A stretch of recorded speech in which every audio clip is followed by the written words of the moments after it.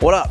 This is the start of the 1000 to 1 series where I see if it takes 1,000 hours of work, like non-snowmobiling time, for 1 hour of fun or snowmobiling time.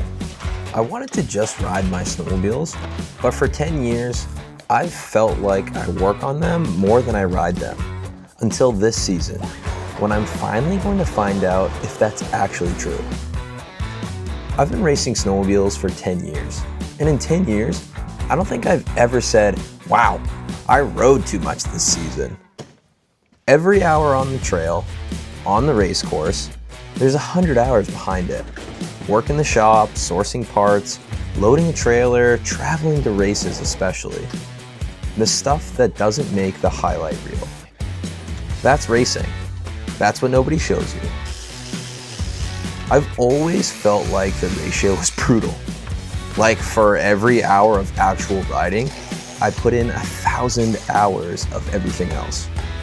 But I've never tracked it, not once in 10 years.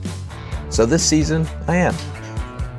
Every hour I spend on wrenching, driving, planning, failing, fixing, it goes in the log. And at the end of the season, we're gonna find out if the number is as ugly as I think it is. This is the 1000 to 1 series. This is what racing actually looks like.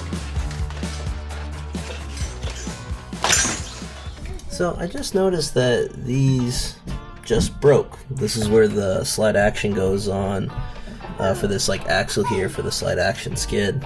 And they broke on both sides and they're like all cracked and stuff. So I got some extra ones. I'm gonna throw these on just so my dad doesn't have to worry about these things breaking even more while he's trail riding.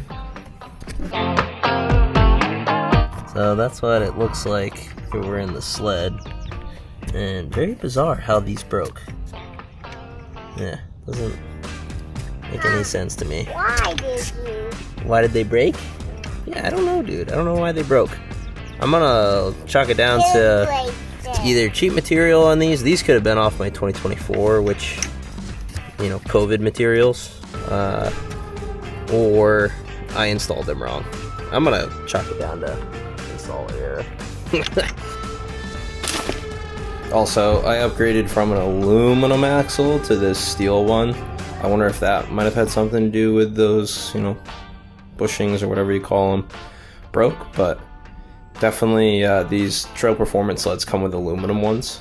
I don't know if they're going to change that going forward for all the models, but if not, it's going to be something I'm going to recommend to them because yeah, it's a little bit heavier, but you want durability with this. I've actually bent one of these clean in half bottoming out on a lake race once, so you definitely want steel. I've really loved having family involved when I'm working on snowmobiles. Having that company around, especially when I'm doing brutal stuff like mindless studying. They're great company and it's also fun to get my son involved. To get this in there. Get the backer off. He doesn't go fast enough. Now that we have all the chisels taken out, it's time to start studying, maybe putting in my trail setup. Oh, that's Lucy. Loosey goosey. That one. And Look at you put 2 on that one, you silly goose. Talk about a double backer. LOL. I took a much needed break from studying to film another video, answer some phone calls, and grab some lunch. I always like throwing a good podcast on when I'm studying because it takes so much time. One of my favorites, called Bad Movies Rules. I'm a huge movie buff guy. I quote movies all the time, and these guys are just hilarious talking about a lot of movies that I've seen. It just keep me very well entertained while I wrench away. Back at it. We stud a ton during the race season, and as a racer, it's something you just gotta learn to do. Fun.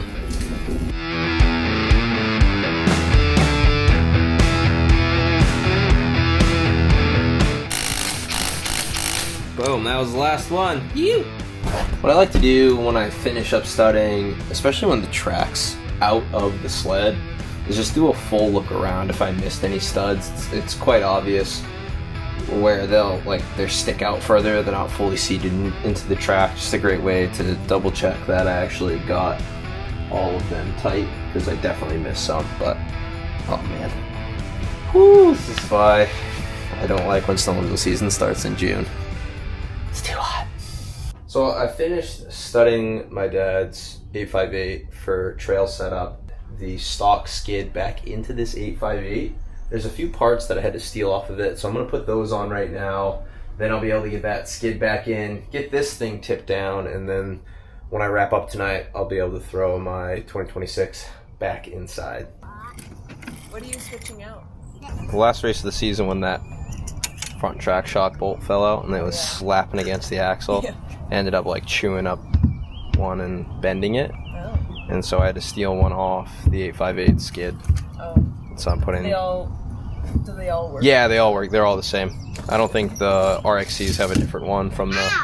These Arcats are so simple. They're not very complex.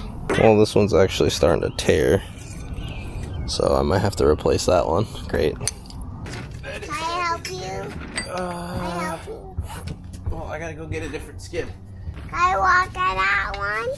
You wanna work on that one? You can work on that one if you want. Here's my chaotic parts drawer. Putting that front track shock back in, and I can't find the bolt. I lost a bolt. So just the whole cascade of events happening. Where I lost the bolt on my race sled's front track shock, had to steal it off this skid. Now this skid doesn't have one, so I gotta find the front track shock bolt that I'm pretty sure I bought. I just don't know where it is, so that's what I'm hunting for now. Alright, so I don't have a spare, so I'm gonna steal it off this one. I gotta start writing down all the parts that I need, so don't forget. Here's some 20 axle plus nut. This list is gonna get super long. And just so you know, this sled did come with AC5 shocks on it, but we swapped them out because there's this really good deal on a full set of Fox shocks through the race department, just like stock valving. And my dad wanted to upgrade his Trail Performance 858 with upgrade the suspension. You can definitely get the AC5s revalved, and they probably perform modestly, I've heard. But having rebound adjustment and Fox performance is hands down night and day difference when it comes to shocks. Because I did ride this thing when it did have the AC5 shocks, and the front just felt like very, very rigid and not forgiving. Even like just on stutter bumps. So we upgraded everything. I should upgrade the front track shock on this 858, but I'll just make sure I put, a little extra preload, just because the weight of the 858 needs just a little bit more on the front end from what I discovered having my race setup in. Put 3/8 inch preload. It looks very similar to what stock is. I don't remember what stock preload is on the front track shocks, like what comes right from factory, but usually I run like barely any. But we'll see how this goes. It's funny, I was tightening down this. I don't remember tightening preload on these front track shocks with the like little helper spring here, the like dual rate. As I was tightening the preload, it was only compressing the helper spring. So I'm slowly becoming not a fan of this progressive rate spring, but the more testing I do with like single rate springs, like what I have on the 2026 race sled, and find if there's any issues with that. If it's better, then I'm just gonna recommend that and always run those. But for trail riding, I mean, this thing's nice for like the stutter bumps and typical flat trail conditions, but once stuff starts to get rowdy, you just blow right through the travel here. And I also saw somewhere on like Instagram or something that having dual rates actually effectively reduces the total like spring. So if this was 200 and this was 50, it's actually like 150. It's not 250. So it's kind of weird how springs work. I'm not an expert in it, but it's just something interesting about this. Sockets for it.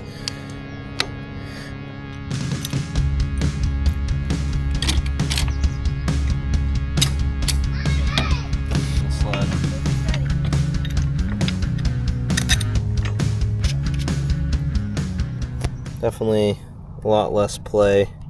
It's supposed to have, like, you know, a little bit of play. Like, so, you know, it's too tight, then stuff's gonna break, but these are, like, pretty cheap washers or whatever, so those things would snap before anything else major breaks.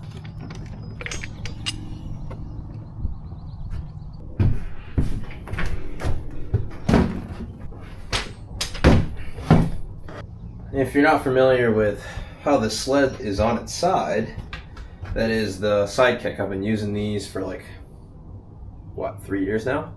The Sidekick is the company name. They're not a sponsor or anything, but I give them a good shout out just because I really like their product. Use it all the time. It really helps working kind of like at the track on your sled, pulling skids out or studding. It's super easy to install and wrench.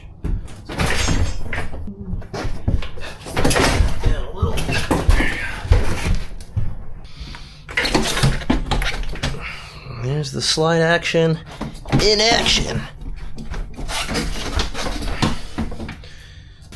As I'm doing this, got me thinking, if you've been watching this far in and you want me to do a video on my kind of like whole trailer build, I captured a ton of footage during the whole process that I definitely can put together in a video and then do a walkthrough. So if you want me to do a video on the trailer, give me a like, subscribe, and comment. Please do a trailer vid. So thanks again for watching. Nice little trick here. So like, if that doesn't line up fully, oh, it does, perfect.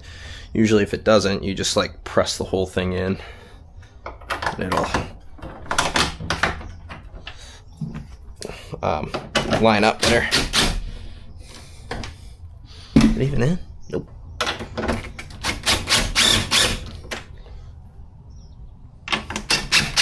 Yay!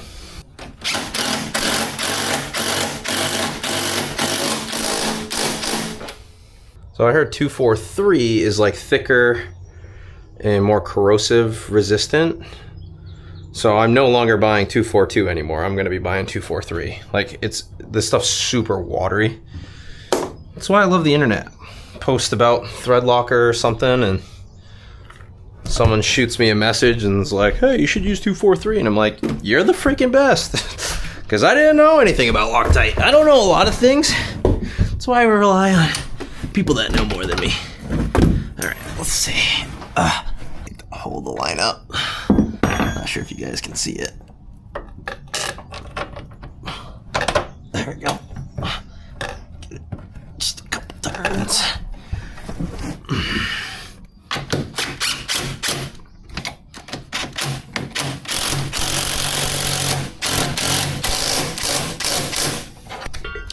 One rig design T-bar prototype. Why it's a prototype, this was just kind of the original size here for the notch. I kind of just like ballparked it and it was too big. You can see it's kind of like bowing out a little bit. So if you are to go on One Rig Design and buy this T-bar, this has been redesigned for that version 2, where this is a lot thicker and like just enough of a profile to fit around this so it lasts, because I've had it slip out a few times. You can see it's definitely wearing out super quick because it's so wide, but when it's narrow it'll last longer. And also, most people aren't freaking taking the skid out 100 times in a season. You know, you're doing it maybe like once, maybe twice a year. Man, these torsion springs are so easy. And also, this is wider, so if you go on like Country Cat, which is the only place I can find these, this is wider than on Country Cat. Yeah, it's square edge, like it's kind of sharp, but I don't know, it feels fine. You can always put tape around it. I've only had one person complain about this being rough on their hands. Put some hockey tape or electrical tape around it. This is laser cut out, which is like the cheapest way to do it. Track tension, gas has been leaking. Glad I can keep the doors open. Oh, I do have to do the torsion spring on the other side. Having that jack stand up should give me enough room. Paint the button on the side here. Or not. Oh, fuck it, I'll just leave it. Never mind, just gonna leave it.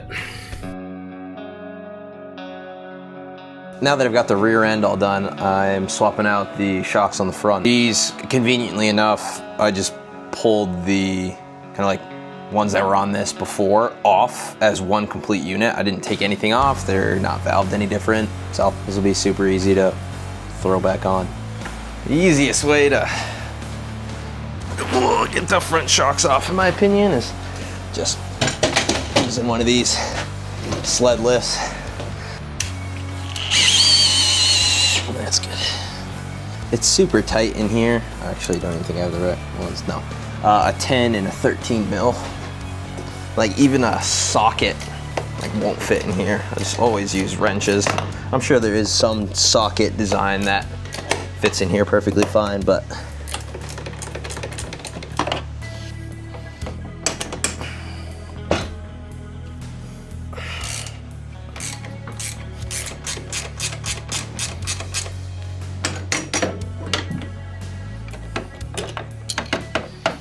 and these Catalyst shocks have this like offset top cap. So when the Catalyst first came out and people were looking to change out their shocks, you couldn't off Procross sleds because of that offset cap.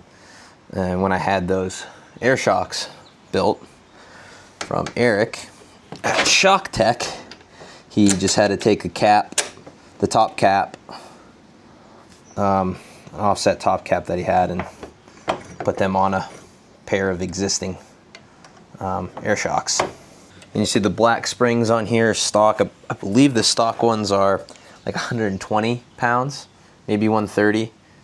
They were 120 the first year they came out, and I think maybe they upgraded them to 130s. I don't know, I'm kind of just eyeballing it there. It's a beautiful day out, hence why I'm wearing freaking Crocs and shorts working on sleds, but not conducive to a safe working environment in shorts. Like I want to kneel right now, but it's just gonna destroy my knees. Barely any rum. Anytime I work on my shocks, I always use, I like terrified of losing nuts and bolts. I always use the ski here to hold all the hardware off the shocks. So these are the stock shocks off of the 2026. These were custom valved by Bobby Mene at 131 Racing. I have a high-low speed compression adjuster in it. I'd like as few amount of adjustment as possible, but this is just better than the 3-position. But the coil on this is a 150-pound spring from Hyperco. I did a lot of research because I didn't know where to find springs online, but I needed not stock ones. My shock guy recommended Ibec, but they were all red, which I was not a fan of, and I ended up stumbling across Hyperco. So they're one of my go-to. They're not cheap, but one of the biggest upgrades you can do is upgrade or play around with springs on all three shocks. If you have an uncoupled sled, you can go all 4 shocks, but for all 3 shocks.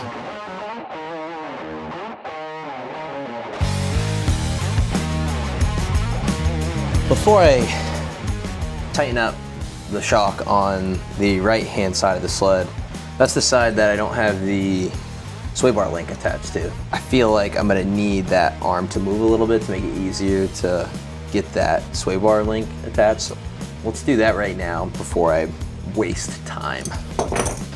Look at me being smart, keeping the whole thing together so I don't lose it. Put it in the top drawer of the toolbox, like this. I'm just gonna undo the bottom one. So that will swing down. I always feel like I'm doing like things the most inefficient way possible all the time. There we go. Outside. So this goes.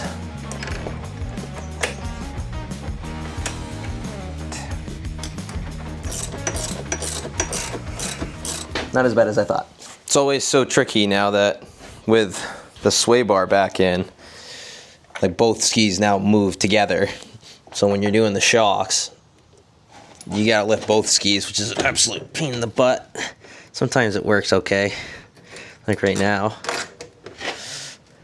I'm making it look easy, It's the power of the Crocs, that's what it is. While I already have the sled in the sled lift, I'm gonna take these skis off and put the trail skis on, I guess we'll call them. These are the XCS skis I had on for the King of the Mountain Hill Climb race in April. Good trail riding skis, but they're my only set that I have. I'd love my dad to use these trail riding, but I might need them for a race or for testing or something. Luckily, I have a good inventory of CA Pro skis I can throw on, so I have a nice black pair.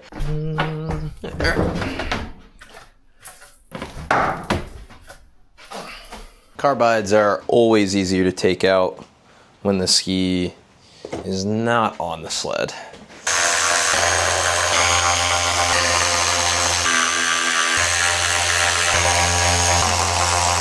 We're gonna upgrade my dad with a better pair. These are bent. Obviously they still work. They were in the sled, but these things are junk. I'm still gonna save them. Everyone talks about 13 mils being elusive. For some reason, for me, it's 17 mils.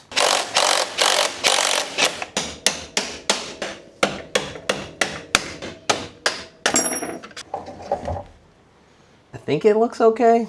It ovalized a little. I don't know.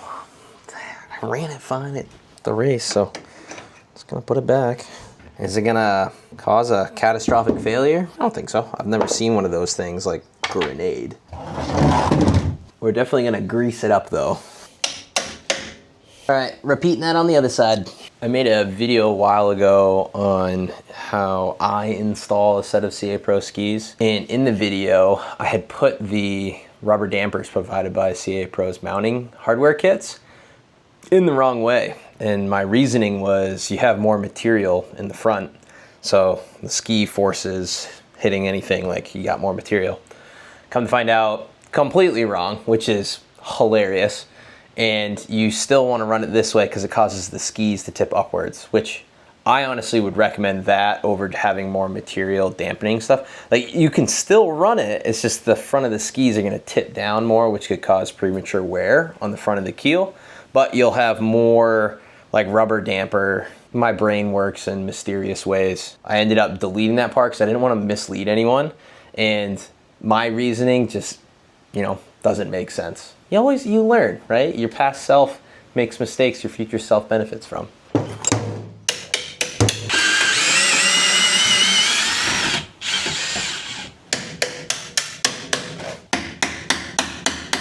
This one doesn't want to go in very well. I always just put a piece of wood on the inside of the ski. Eyeball, oh yeah, money. Step on the outside, angle a bit more, and Bob goes your uncle.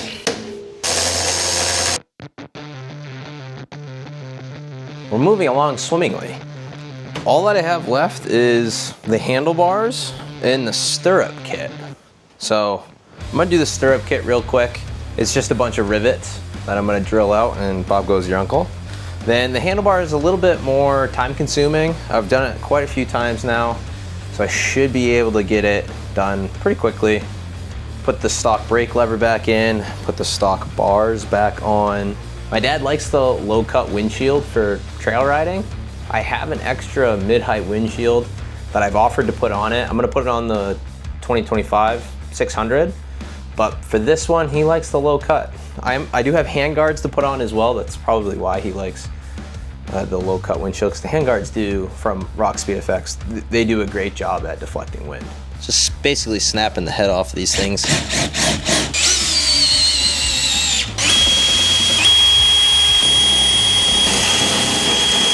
I did not have the right rivets. And also I was like, I'll just put two rivets here. There's one rivet left. This thing could have come off at any time. That would have been a nightmare. Also, I've got a merch website I totally forgot about and wanted to share with you guys.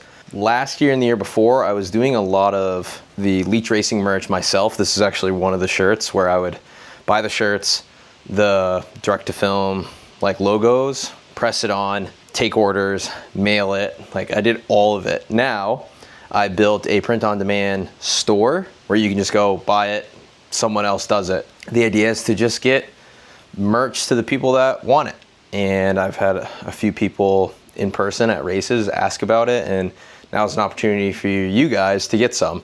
So if you want, the link to the merch store is in the description, leachracingmerch.com. Take a peruse through and see if you like anything. We've got hats too, which are really cool. Both winter hats and just trucker hats. But if you're interested in that stuff, go check it out.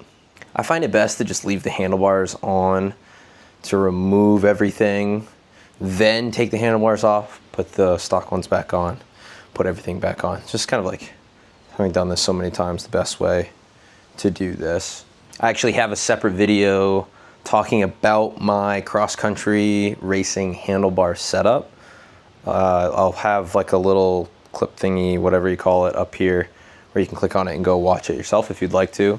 Primarily, just this handlebar set has angled ends, which provide a little bit more confidence. I say a little bit, a lot more confidence in cornering and just riding in general, from racing to trail riding.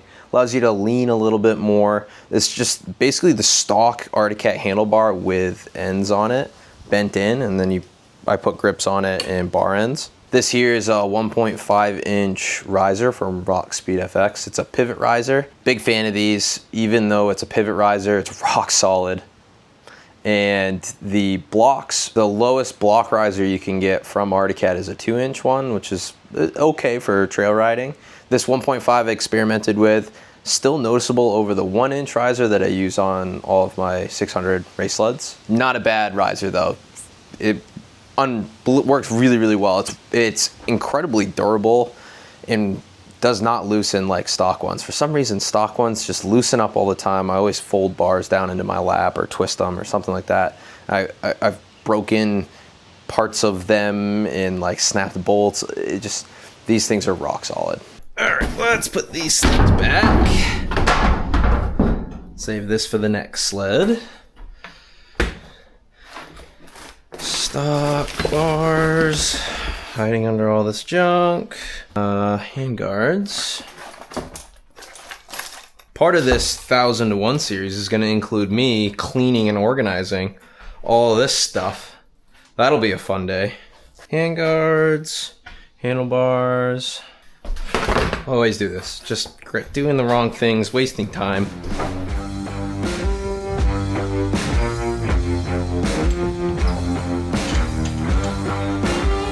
Hear these things, like you gotta tighten them up. Just so much more structurally sound. Boom.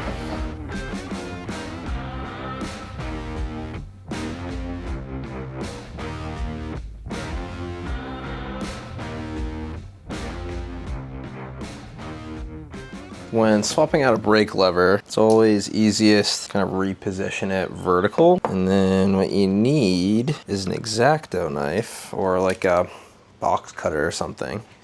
Because what that does is it helps pull the pin all the way through. There's like these little pins on here and they get kind of stuck. Whoa! That's the first time I haven't had to use this. This might be wearing out, that's not good. That came off easy. Can always be so tricky sometimes. Is it just me, or does anyone else go through like 100 friggin' zip ties a season? I know there's a way you can save zip ties where you take like pliers or something and you squeeze the sides of like the head and then it like loosens that little tab.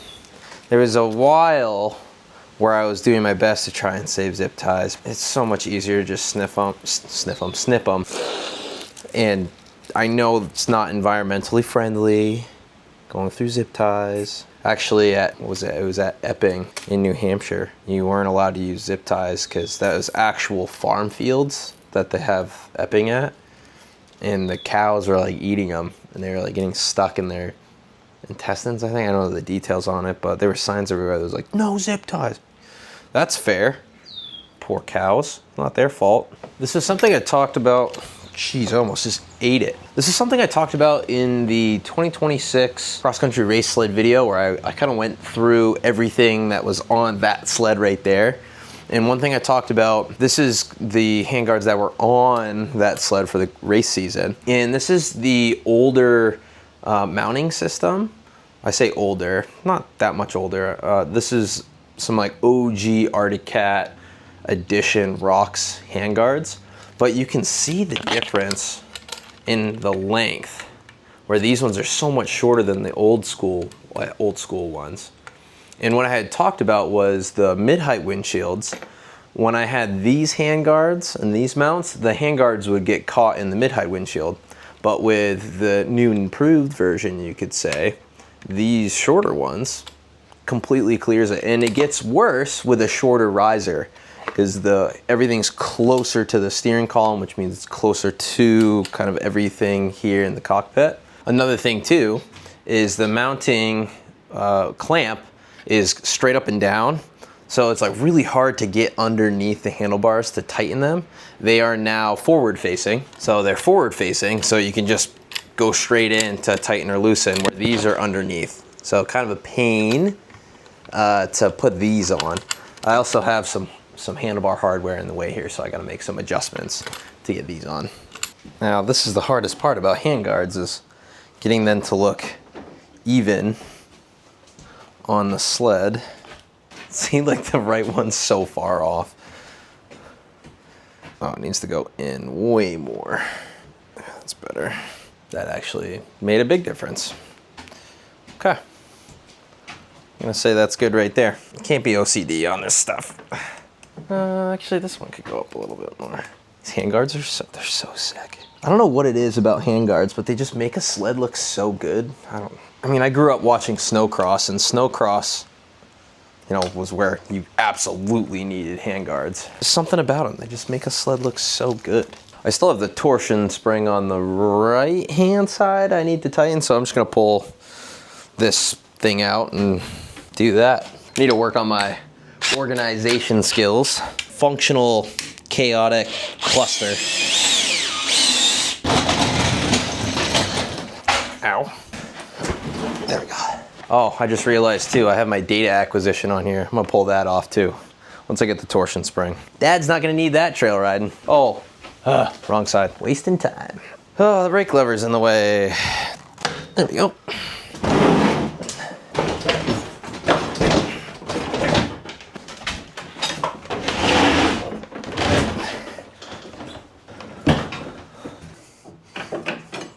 I think I still need to align the track on this thing.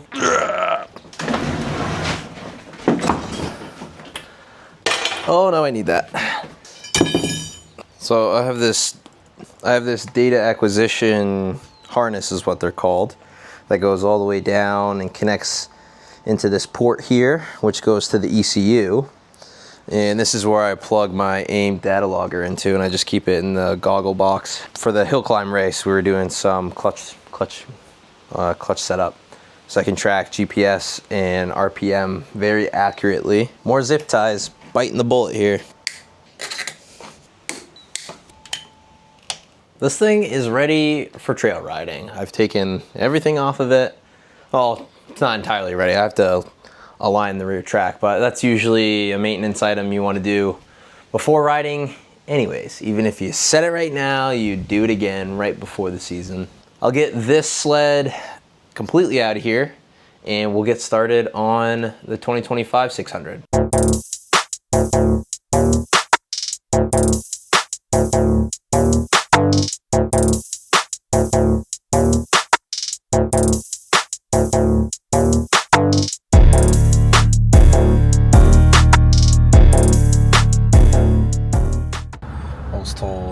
Moments ago that there were some homeless people and kids looking through cars at the property where I keep my trailer. Nothing looks out of place so far, but I'm a little nervous.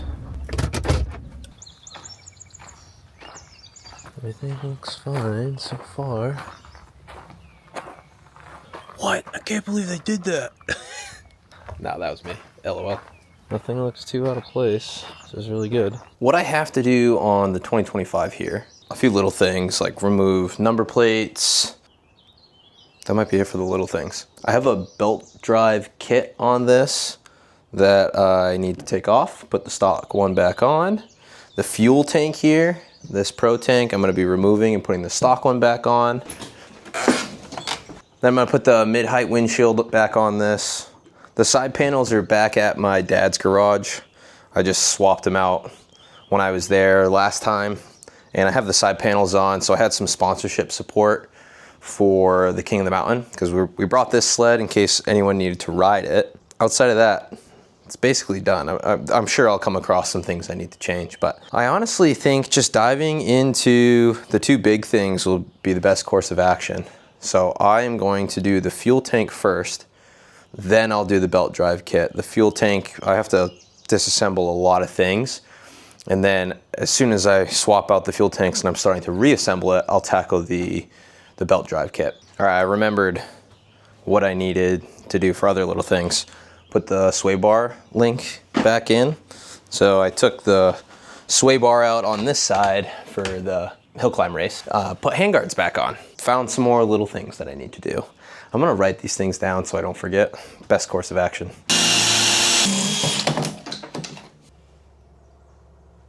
These number plates have taken an absolute beating over the years. Like, you're supposed to fasten them through these holes here. Original holes look like this, with like a little dimple, but they end up like breaking, or I kick them off or something while riding or racing. So I just drill new holes, and then I kind of like carve the outer edge off so they're flat and like flush against the tunnel. And then I'll use washers behind the rivets if I don't have like really big rivets for these. I don't even know what size hole these are, but you gotta make these things last. I always lose these washers, so I'm gonna put them in a safe place. When it comes to removing the fuel tank, you basically just take everything off. Literally everything. Tray for parts.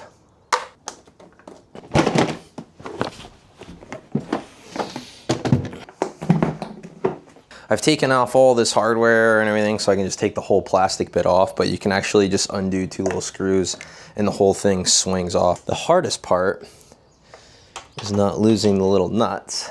Maybe a nut, but I'm on the right screw. Oh, okay. On. I would always lose this little nut all the time. Sometimes I can get a magnet and fish it out, or it goes down into the brake guard or something, but always one of the trickiest parts of removing the fuel tank. Such a pain in the butt. Now, I disconnect wiring and the fuel line. There's two bolts here I need to undo, and then we get into the trickiest part, which usually I drop the skid out because there's two bolts under here. Sometimes I'll reach in and kind of fight with it and see if I can undo the screw that's underneath right here in the tunnel. I'm gonna always opt for the easiest, hardest route. I always prefer to not drop the skid because it's always more work. I don't want more work. Come on, fuel line, there we go. Breather hose. One year it was really long, one year it was really short. This one's really long. I think the 2024 was really short. And this is the breather hose off the 2025. I don't even know if I fed it off to the right side. Usually it goes to the brake side. Just made sense to send it this way. All right, again, could easily lose these. Actually, this side, I can fit the ratcheting part on. Boom. This one's tricky because the clutch is here. Worst cases does drop here. Once I get the tank out, oh, I could fish it out, but I think I got it. Yep, good. 20. Now the challenge begins.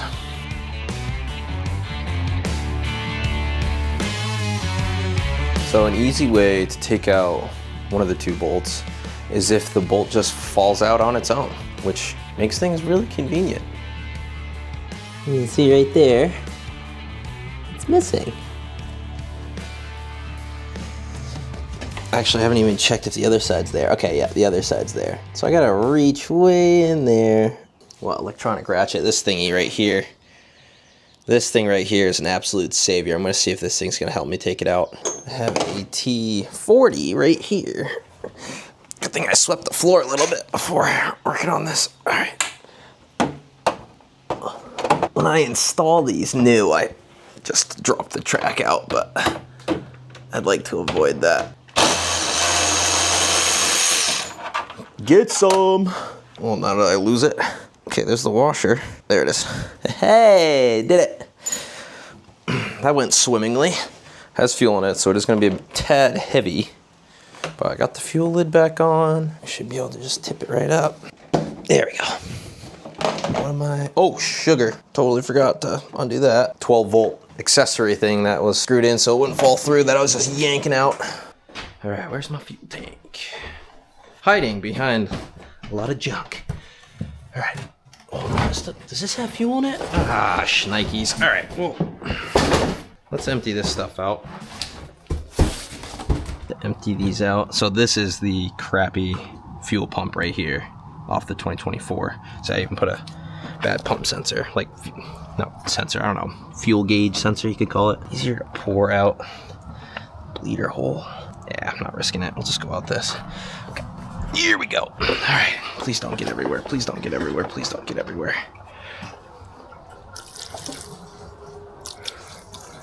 Good, I was getting a little low on gas in my truck. It's hard to get it all out. Oh man, there's a lot of fuel in here. Ugh. We'll take it slow. I'm gonna take the little bleeder. It's so much easier to empty it with the bleeder valve out. Yeah, so this is the bleeder valve. Usually when the sled's like on its side with the side kick, it leaks out of this. But yeah, if there's any excess pressure in the tank, it kind of shoots out of this. Sled overflows or if it rolls or something, just so that it's like a check valve almost. Okay, okay. I should just buy a pump, shouldn't I? I was thinking I should save some just so I can put it back in if I need to move the sleds around so I can actually fire the thing up. Where's it dripping from? Yeah, let me know in the comments what pumps you guys use or which ones you'd recommend, just so I don't have to do this, because I'm sick and tired of it, honestly.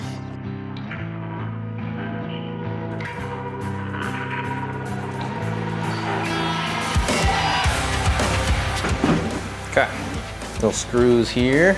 This part can get messy. T85s, T20s. So I'm actually gonna keep this fuel pump out. So I have the stock one for the 2024 that this fuel pump's gonna go into. Once I fix the the fuel gauge sensor. Don't lose your nuts. Got a nice cardboard box here that'll work just fine. Yeah, but there's something going on. So this is the sensor right here, the fuel gauge sensor. So there's something going on here. My buddy Doug Roon over in Vermont, he told me a fix on it. And I can't remember what that fix is, but we'll figure it out eventually. Fuel can very easily get everywhere with these, but if you're quick about it.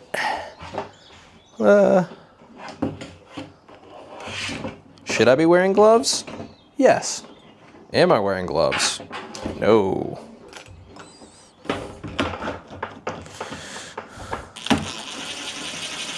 I'm gonna hand tighten these on. This bleeder valve with the pump too, because that's gonna go back on the stock tank. That's swapped out. Here we go, I got myself a watercross sled.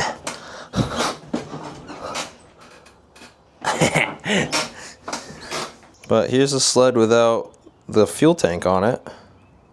Pretty unique, not a view everyone sees, but you see right into the motor, you can see the jack shaft. Pretty crazy how tightly knit everything is in here, huh? Coolant line, wiring, motor, the oil tank. There's that gearing kit that I'm gonna be taking off here shortly.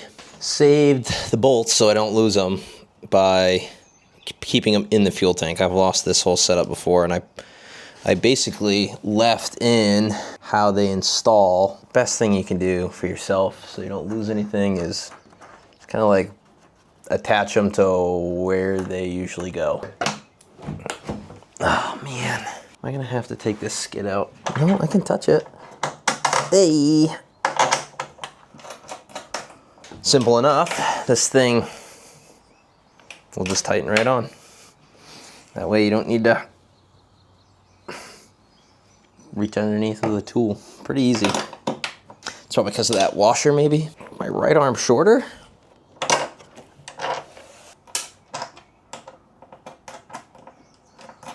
Should probably put some Loctite on these actually. Yeah, why don't I do that?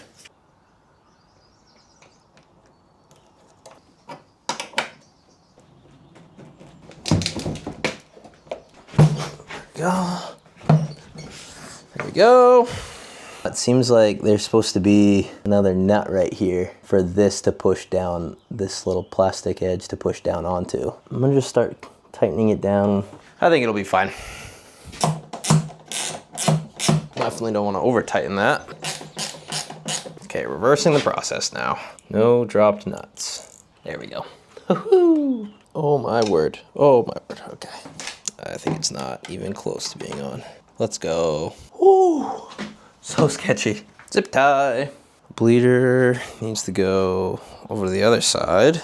I need to be careful to not kink it, which I've done before, and that's no bueno. Oh, okay. No, this is right. I think it then feeds next to the coolant hose and then into here. Yeah. There we go. It's not kinked. When it comes to zip ties, bigger is always better. I gotta remove some of this zip tape still. I've got all this zip tape here from my last race where my 26 was out of commission. So my dad let me race the 25 and I was expecting it to be all water. Turned out there was 0 water, and the zip tape just helps keep water from like getting in certain areas, like in the footwells. There's the bleeder valve, working its way down, and then behind the clutch guard, and then it's kind of like hiding right under there. That way it's not gonna interfere with the clutches at all. I don't think it will. I think that's perfectly fine right there. That ain't going nowhere. Gotta be careful tightening these in because there's no washer. It's just plastic right behind it, and this one's almost all the way through. So I've just tightened it on so tight. Yeah, you can see here, like, it's just plastic behind this bolt here, or this screw here. So I've had to take these off one too many times.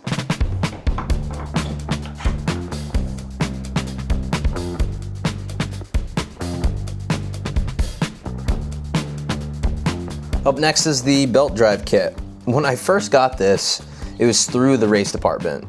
I had heard through the grapevine that there was a kit that was available and very easy to install on this, like that was like considered OEM or stock.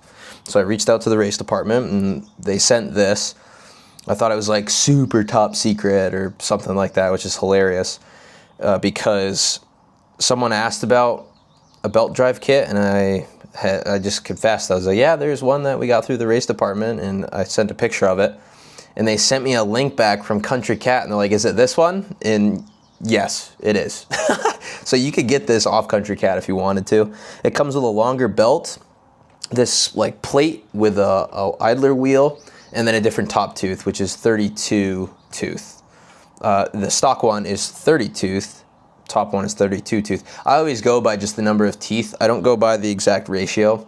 Brady at Speed Shop Inc. always talks to me about ratio, like a ratio. You divide the two numbers or whatever and it gives you a ratio, and he goes by that, which is definitely the right way to go about it. All I know is taller on the top essentially means more top end speed gearing wise. We tried this.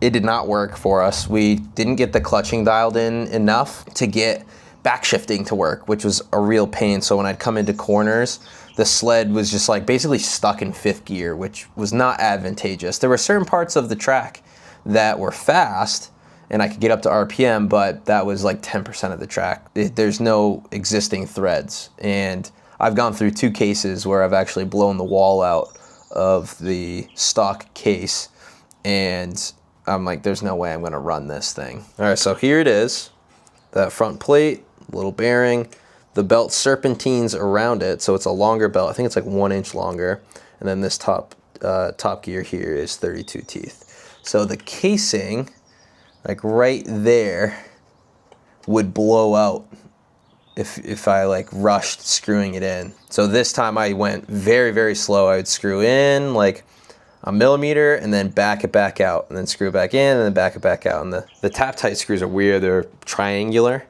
and it just makes sense why they would blow the wallet, because aluminum will get stuck into the tap tight screw and then like basically make the screw itself a wider diameter. So as I'd keep going in, more aluminum would stick to it, and then it would eventually just blow a hole right through the wall, which was a pain in the butt.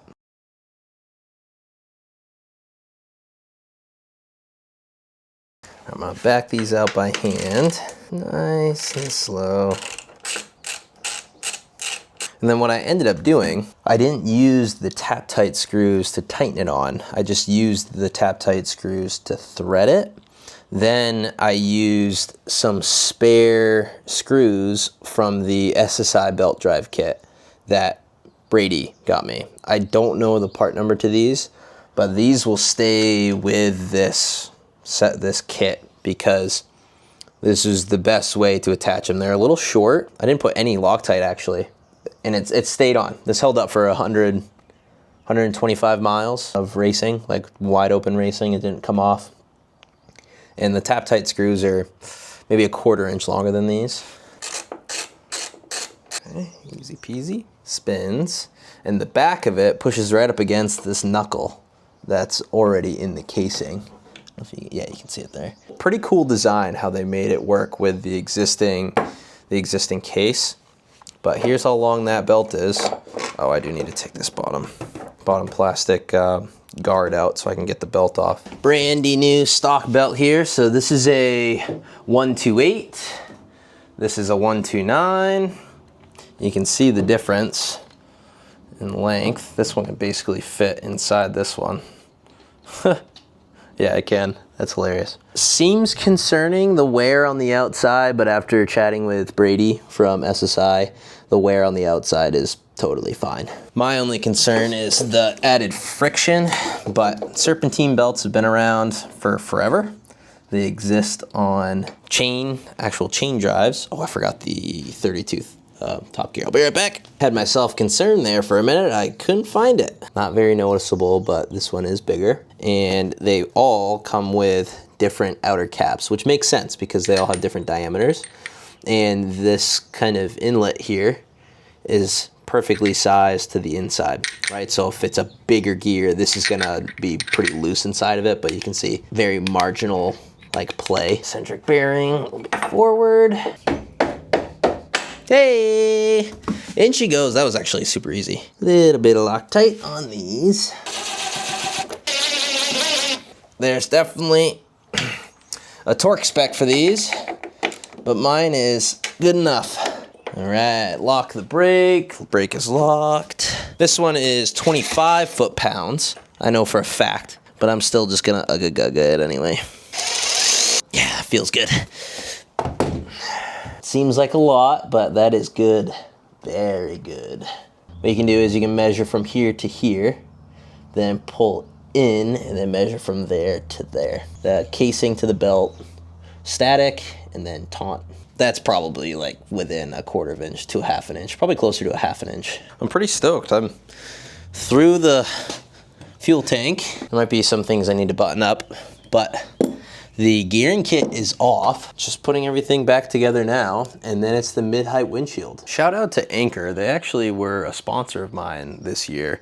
They gave me the Anchor Mag Go, which just snaps right onto the back of your iPhone. But I've bought and own other Anchor products.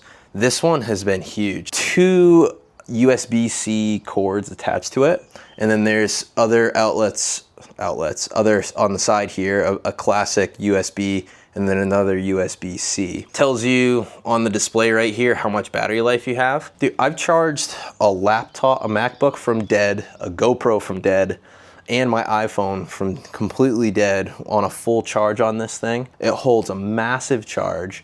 And also what's cool is I kind of like rig it to my tripods if I'm recording either with this camera that I'm holding in my hand or this one, which I'm using for time lapse. And I've just kind of like rigged it around so that it stays all in one unit. And I'm about to film some time lapse of me just putting this 25 back together. The battery was getting low on this DJI camera, so I just hooked up this thing. Super convenient. Just want to give them a little bit of a shout out. Always little things I forget. The clip for the fuel tank to keep the seat on. You have to like swap in between sleds. Dude, I don't remember these things being such a pain in the butt. Oh, there we go. If I like just like pry one up. Yeah, that little thing right there. Yeah, and then you just smack it flat and you reuse it. Oh, storms are brewing.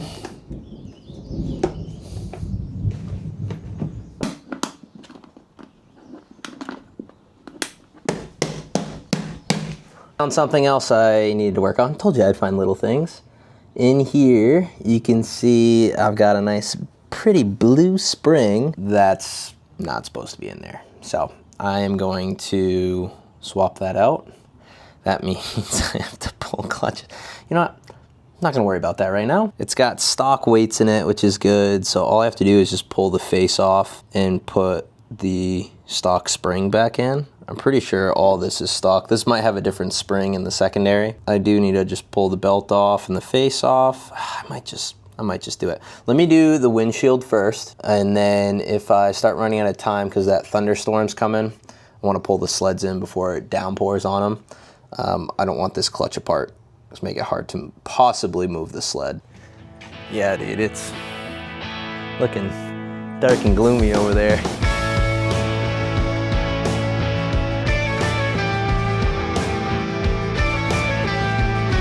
These windshields can be a pain. These screws here just don't seem to thread properly, even when taking them off, but especially when trying to put them back on. I just lose that one. Here it is in all its glory, the illustrious mid-height windshield. 95% of riding, I use this. Trail riding, cross-country racing, this windshield is just the best. These little things can be tricky to put in. Yeah, you have to push these like up under the plastic into these like fins. It's so bizarre doing it. See, I think this is the wrong side. Left hand, yeah, see, these are on the wrong side. There you go, that must be right. Thunderstorm is getting closer. I think I'm wrapping up. That's the easiest I've ever installed these, but they slide right in. See, they like slide right in into the plastic, which is really weird. Weird design. And then the windshield screws right onto it.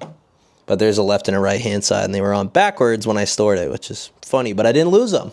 I know I was saying that installing the windshield is a pain in the butt, and it's just that little fly screen that can be troublesome. I just did the easy part. I don't know, I've been getting pretty lucky with recording myself and things working out okay. But these things are so long. Just spin all day, and I don't dare use anything mechanical to tighten these in, because I feel like it's just gonna destroy it. All the way, like, I don't even know what it's threading into right now. Is it threading into anything? Hey, look at that.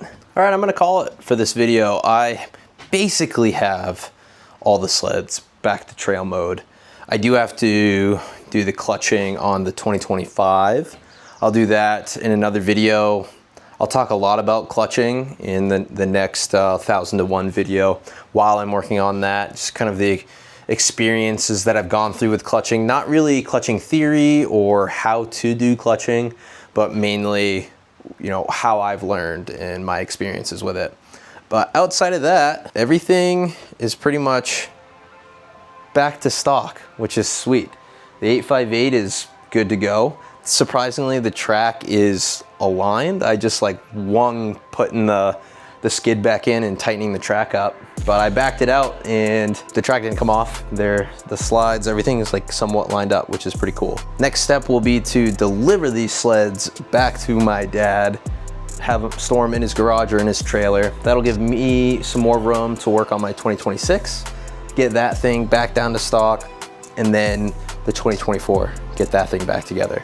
Stay tuned for more 1000 to 1 videos where I continue from right where I left off right here. I have to do the math after I'm done recording this, but I'll put the total working time so far that I've done in this video up in the corner, and we'll keep tracking this throughout the summer leading up to the winter or fall, then winter. We'll just see. We'll see how much time this takes. Maybe I should leave the sleds out so they get a nice little bath, and I'll catch you guys in the next video.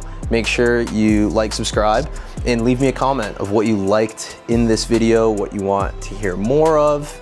If there's anything that I missed that I showed and you want me to talk more about it, leave it in the comments. I'll comment back to you.